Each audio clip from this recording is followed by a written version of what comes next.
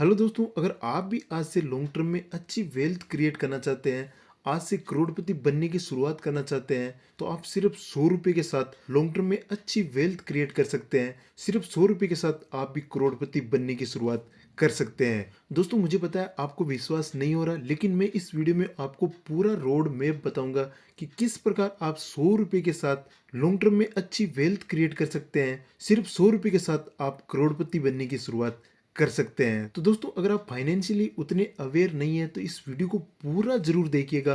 इस वीडियो को देखने के बाद आपका दिमाग खुल जाएगा और आपको भी पता चलेगा कि सिर्फ 100 रुपये के साथ मैं भी करोड़पति बन सकता हूँ। मैं भी लॉन्ग टर्म में बड़ी अच्छी वेल्थ क्रिएट कर सकता हूँ। जिस 100 रुपये की आज हम बिल्कुल भी वैल्यू नहीं करते, हमारे लिए 100 रुपये कुछ भी नहीं है, लेकिन अगर आप उसी 100 रुपये को इन्वेस्ट करते हैं तो आप भी लॉन्ग टर्म में अच्छी वेल्थ क्रिएट कर सकते हैं। 100 रुपये से आपको लॉन्ग टर्म में वेल्थ कैसे क्रिएट करनी है उसकी हम बात करेंगे, लेकिन दोस्तों उससे पहले मैं आपसे एक बात करना चाहता हूं कि इंडिया में अगर हम सेविंग्स की बात करें तो यूजुअली हम 4 तरीके से अपने पैसे को सेव करते हैं। इसमें एक है एफडी यानी फिक्स्ड डिपॉजिट, जिसमें हम अपने पैसे को बैंक में फिक्स्ड टर्म के लिए डालते हैं और बैंक हमें उस पैसे पर एनुअली इंटरेस्ट देता है। एक तरीका है इंश्योरेंस, जिसे एलआईसी है। एलआईसी की हमने कोई भी पॉलिसी ले ली तो उसमें हमारा एक फिक्स्ड इन्वेस्टमेंट हो गया और उसमें हम प्रीमियम देते रहते हैं और प्रीमियम जितना पे करते हैं उसके अकॉर्डिंग हमें मैच्योरिटी पर उसका इंटरेस्ट के साथ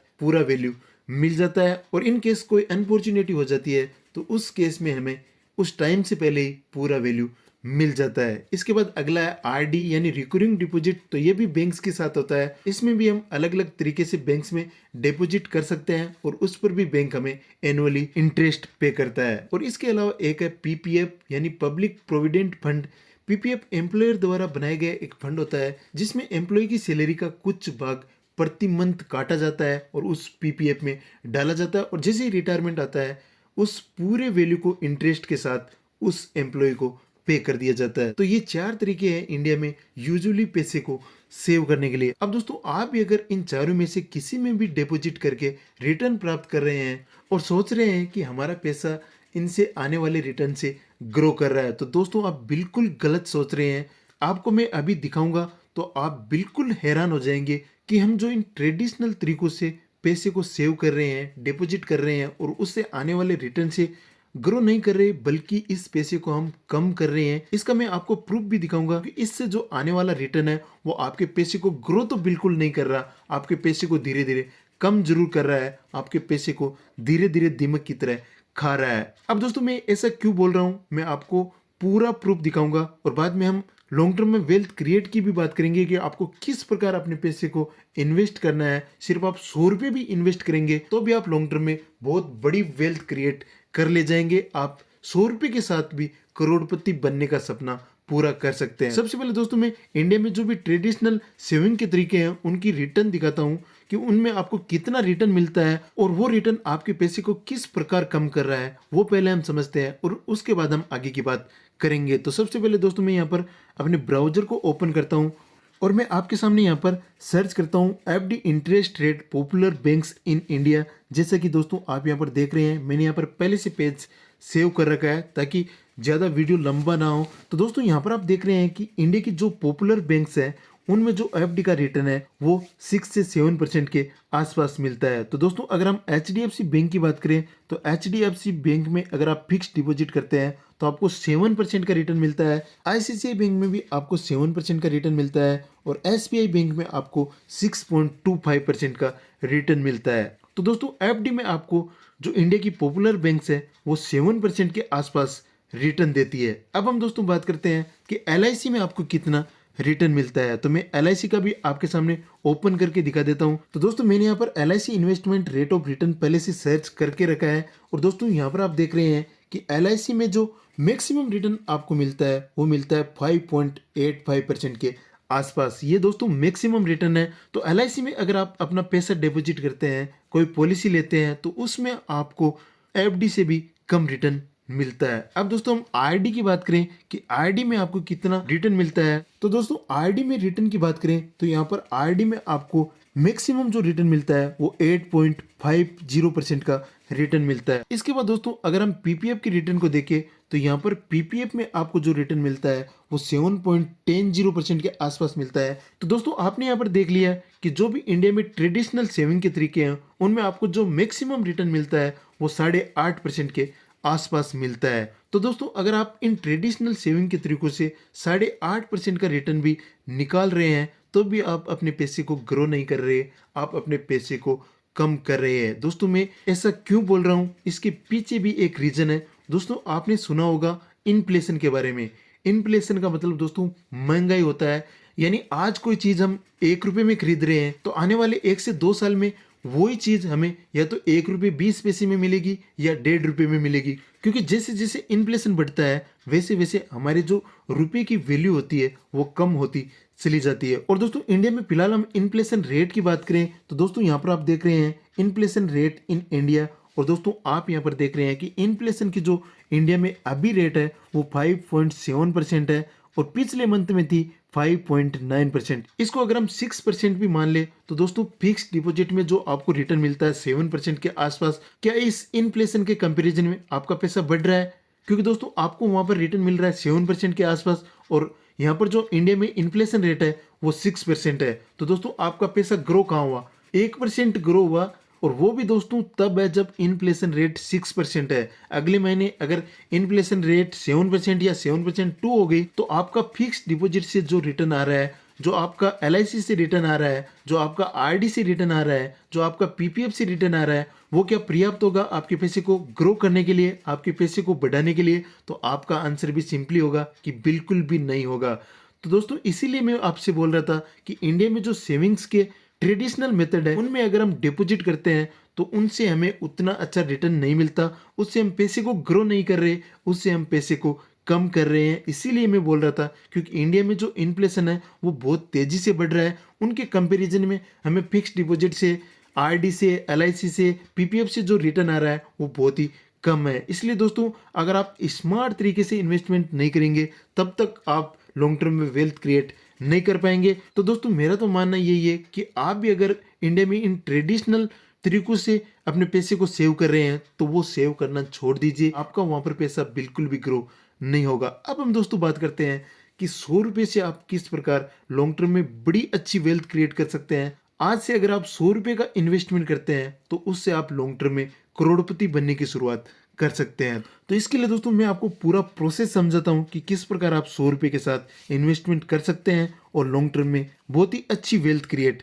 कर सकते हैं। तो यहाँ पर दोस्तों मैं आपके सामने एक पेज ओपन करता हूँ। दोस्तों आपने म्यूचुअल फंड का नाम तो जरूर सुना होगा, और दोस्तों मैंने यहाँ पर अपने सर्च बॉक्स में डाला है हाई रिटर्न म्यूचुअल फंड, यानी जो हाई रिटर्न देने वाले हैं वो म्यूचुअल फंड कौन से है और कितना रिटर्न उनसे मिल रहा है। तो जैसे हम यहाँ पर हाई रिटर्न म्यूचुअल फंड को सर्च करेंगे तो हमारे सामने एक लिस्ट आएगी, उसमें मैं आपको दिखाऊंगा कि आप अगर म्यूचुअल फंड में इन्वेस्टमेंट करते हैं तो आपको एनुअली कितना रिटर्न मिलता है। दोस्तों यहाँ पर आप देख रहे हैं कि निप्पॉन इंडिया स्मॉल कैप एक म्यूचुअल फंड है और इसमें अगर आप इन्वेस्टमेंट करते हैं तो आपका जो एनुअल रिटर्न है वो है 26.62%। दोस्तों 26.62% एनुअल रिटर्न है, यहाँ पर आगे लिखा हुआ है पर एनम। इसके बाद दूसरे की बात करें तो यहाँ पर एक है PGIM India mid cap opportunity fund और इसका जो एनुअल रिटर्न है वो है 26.16%। इसके बाद अगले म्यूचुअल फंड की बात करें तो अगला म्यूचुअल फंड है कोटक स्मॉल कैप फंड और इसका एनुअल रिटर्न है 25.04%। दोस्तों यहाँ पर आप देख रहे हैं 25.04%। इसके बाद अगले म्यूचुअल फंड की बात करें तो अगला म्यूचुअल फंड है एक्सिस स्मॉल कैप फंड, इसका एनुअल रिटर्न है 24.92%। इसके बाद अगले म्यूचुअल फंड की बात करें तो अगला म्यूचुअल फंड है ICCI prudential small cap fund और इसका एनुअल रिटर्न है 24.69% पर एनम। दोस्तों यहाँ पर आप देख रहे हैं 24.69%। और दोस्तों एफडी, एलआईसी, आरडी, पीपीएफ में जो आपको रिटर्न मिल रहा था वो मैक्सिमम 8% का रिटर्न मिल रहा था और यहाँ पर आप देख रहे हैं दोस्तों 24% से भी ऊपर का रिटर्न है, यानी उनके कंपैरिजन में आपका जो रिटर्न है वो 3 टाइम्स है, यानी 3 गुना से भी ज्यादा रिटर्न आपको म्यूचुअल फंड में देखने को मिल रहा है। तो दोस्तों वहां पर उन ट्रेडिशनल तरीकों में हम क्यों इन्वेस्टमेंट करें, क्यों अपना पैसा लगाए? अगर यहाँ पर हमें इतना अच्छा रिटर्न मिल रहा है तो यहाँ पर हम अपना पैसा लगा सकते हैं, यहाँ पर हम लॉन्ग टर्म में बड़ी अच्छी वेल्थ क्रिएट कर सकते हैं। तो दोस्तों यहाँ पर आपने देखा कि कितना अच्छा रिटर्न आपको म्यूचुअल फंड में देखने को मिल रहा है। अब दोस्तों ये तो बात होगी कि म्यूचुअल फंड में आपको रिटर्न कितना मिल रहा है। मैंने यहाँ पर म्यूचुअल फंड बताया है।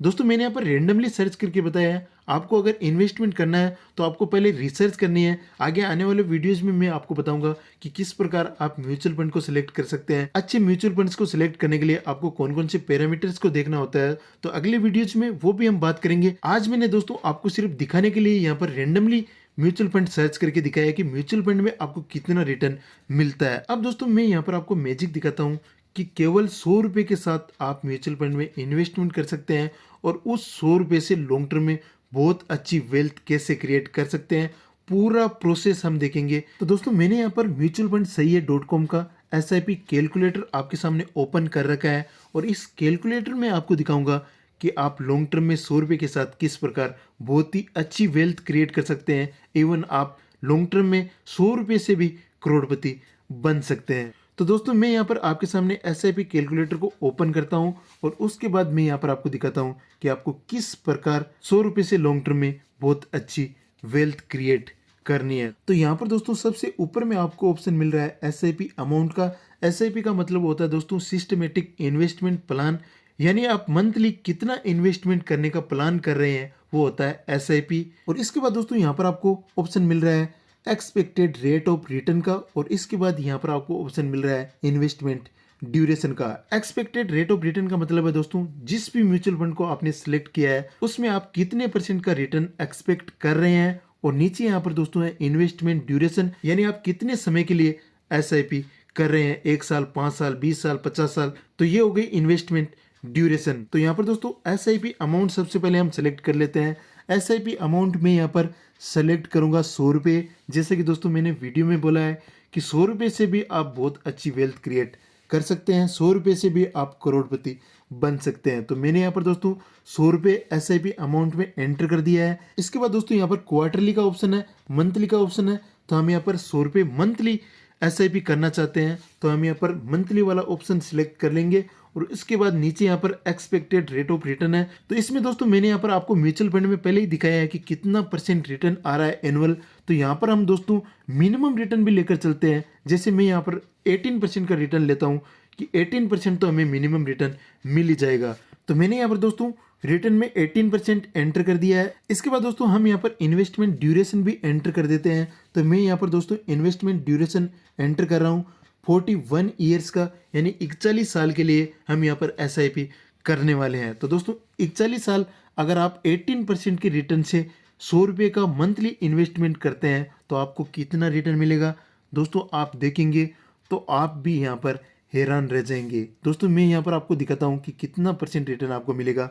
तो दोस्तों अगर आप 100 रुपये का इन्वेस्टमेंट मंथली करते हैं 18% के रिटर्न से 41 साल के लिए, तो आपको जो रिटर्न मिलेगा वो मिलेगा दोस्तों 1.10 करोड़ रुपए, यानी आप 100 रुपये से भी करोड़पति बनने वाले हैं। आपका जो टोटल इन्वेस्टमेंट होगा वो होगा दोस्तों 49,200 रुपये।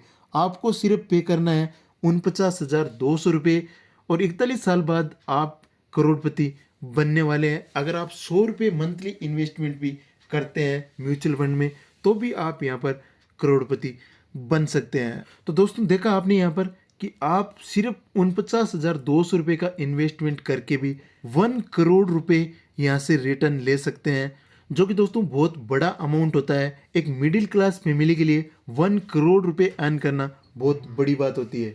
अब दोस्तों आपके मन में क्वेश्चन आएगा कि इस प्रकार कैसे हो सकता है, हम 100 रुपये से किस प्रकार करोड़ रुपए की वेल्थ क्रिएट कर सकते हैं। तो दोस्तों ऐसा बिल्कुल पॉसिबल है और दोस्तों ये होता है पावर ऑफ कंपाउंडिंग के कारण। यानी आपका पैसा जितने लंबे समय तक कहीं पर इन्वेस्ट होता है तो उसमें जो कंपाउंडिंग का इफेक्ट आता है वो उतनी तेजी के साथ आता है। जैसे दोस्तों यहाँ पर 41 ईयर है, इसको अगर मैं यहाँ पर चेंज करके 50 ईयर करूँ तो इसमें जो चेंज आएगा वो दोस्तों बहुत ही तेजी के साथ आएगा और आप देखकर हैरान रह जाएंगे। तो दोस्तों मैं यहाँ पर जैसे इसमें यहाँ पर 50 ईयर करता हूँ तो 50 ईयर में आप देखेंगे कि आपकी जो वेल्थ है वो 1 करोड़ से सीधी कितनी हो गई है, वो 1 करोड़ से 5 करोड़ रुपए हो गई है, यानी 5 टाइम हो गई है सिर्फ 9 साल में।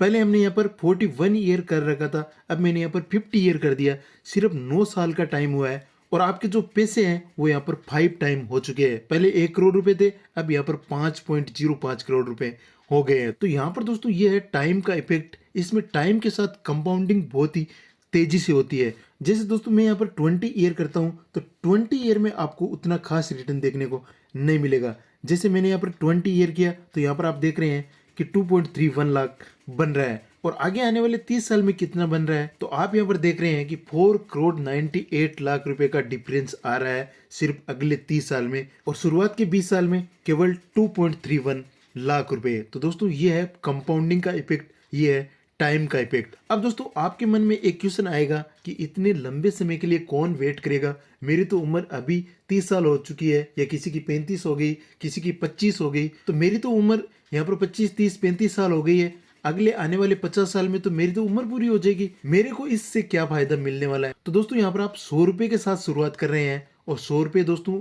आज के टाइम में कोई वैल्यू नहीं रखता है। अगर आप 100 रुपए को अपने आने वाली नेक्स्ट जनरेशन के लिए इन्वेस्टमेंट कर रहे हैं, आपकी आने वाली जनरेशन आपको याद रखेगी। और दोस्तों आने वाली जनरेशन के लिए आप 100 रुपए का इन्वेस्टमेंट तो कर ही सकते हैं। अब दोस्तों अगर आप इतने लंबे समय के लिए इन्वेस्टमेंट नहीं करना चाहते, फिर भी आप लॉन्ग टर्म में अच्छी वेल्थ क्रिएट करना चाहते हैं, तो यहाँ पर दोस्तों आपके लिए और भी ऑप्शन अवेलेबल है। यहाँ पर दोस्तों आप जो SIP का अमाउंट है उसको यहाँ पर थोड़ा सा चेंज कर सकते हैं। अगर आप दोस्तों 500 रुपये मंथली SIP करते हैं तो भी आप लॉन्ग टर्म में अच्छी वेल्थ क्रिएट कर सकते हैं। तो उसमें आपको दोस्तों टाइम भी बहुत ही कम लगेगा। तो दोस्तों आप 500 रुपये से अगर शुरुआत करना चाहते हैं तो आप 30 से 32 साल में भी लॉन्ग टर्म में बहुत ही अच्छी वेल्थ क्रिएट कर सकते हैं। तो मैं यहाँ पर 32 ईयर यहाँ पर सिलेक्ट करता हूँ, और रिटर्न दोस्तों यहाँ पर सेम है 18% का।